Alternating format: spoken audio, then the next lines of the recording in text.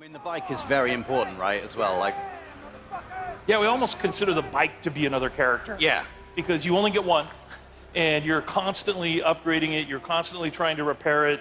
You need to keep it refueled.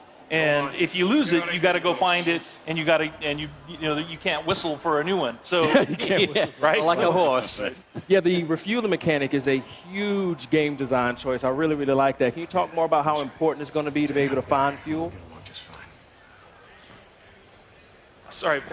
So the refueling mechanic, and actually you have to find gas to keep your bike going. It's a mechanic we haven't really seen done to this extent before. Can you talk more about that and how it changes the gameplay?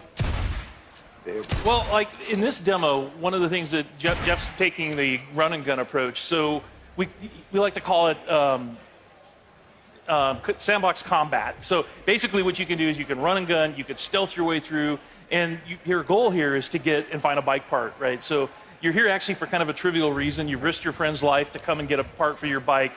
And so that shows a little bit about Deacon's character. But then as you watch Jeff play through this wide linear sequence, he can play it 100 different ways. And if you watch other people play, you'll see that, okay, they didn't take this route. They didn't stop and check the trunk of this police car.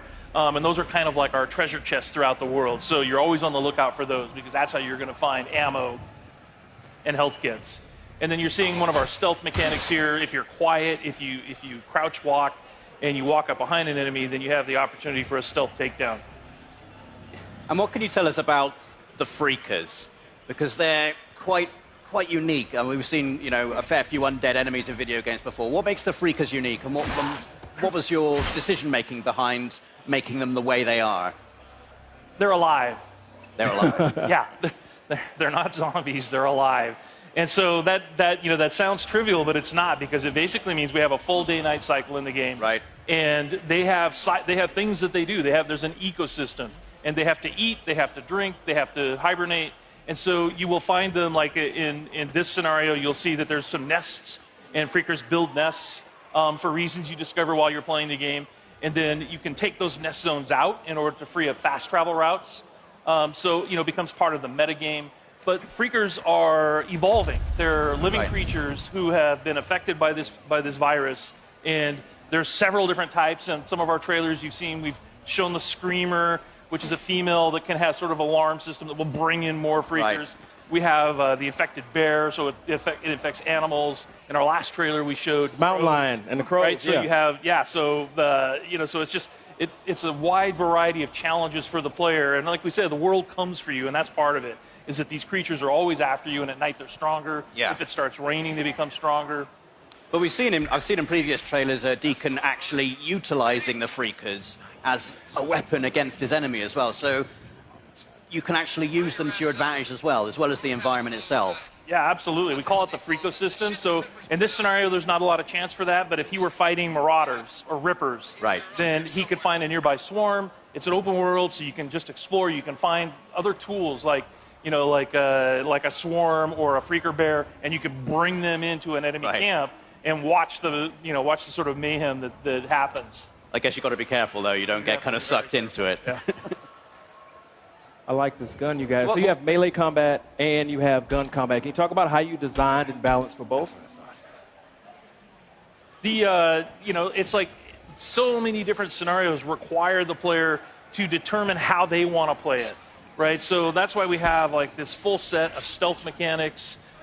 We have a full set of weapons that you can upgrade, and in order to do that, you have to go to the human encampment. So there's survivor encampments in the world, the only places in the world where it's safe.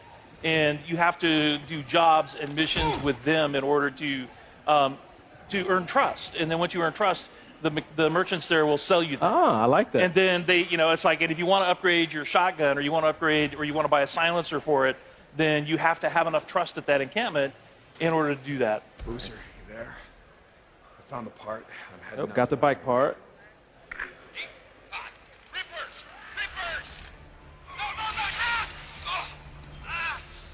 He's not having a good time. This is the inside of the Crazy Willie's truck stop, and that's one of the other things we wanted to point out is that it's full open world, but there's a lot of exploration in the game. All of the building interiors are accessible. There's no load times to get in and outside of a building or to go between regions. This is in the Belknap Wilderness, and the whole area is just completely explorable. And then these are the Rippers that I mentioned earlier. So these are one of the cults in the game. Tats are dead symbols of a dead man. Dead symbols of the lost. Get off me! Bitches! Viper Man! You must be brought low, Biker Man. For you are lost, and we are found. Oh yeah, that's gonna hurt.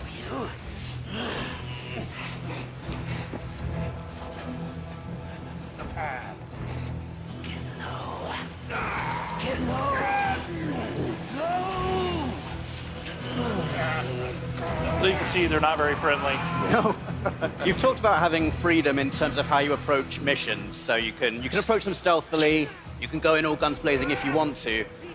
What kind of freedom do you have in terms of the mission structure, in terms of the story? Can you Bitches, get off! do you get to make story choices in the game, or is it like sort of like a linear narrative path you're going to be taking? Yeah, there's several key places where you have to choose what Deacon is going to do in a key situation. So we released a bunch of footage last month, and if you watch carefully, you'll see that there's a moment where Deacon has the choice to take a man's life or to force Boozer to do it. Right. And that will have an impact on Boozer's morale. So your best friend, how he feels about you, how he feels about the world, that's kind of up to you as the player. Awesome. Did you just die? Yeah, he Hey, we died. just wanted to prove that that was our scripted. You're keeping it real. Is that really what just happened? We wanted to prove that it was real. That was. And you will die in this game. Yes, you will die lots. All right, so you tried doing sort of a stealthy approach, and now you're just going to go in with a shotgun and blow them away. Get that headshot. Or baseball bat, that works. Yeah.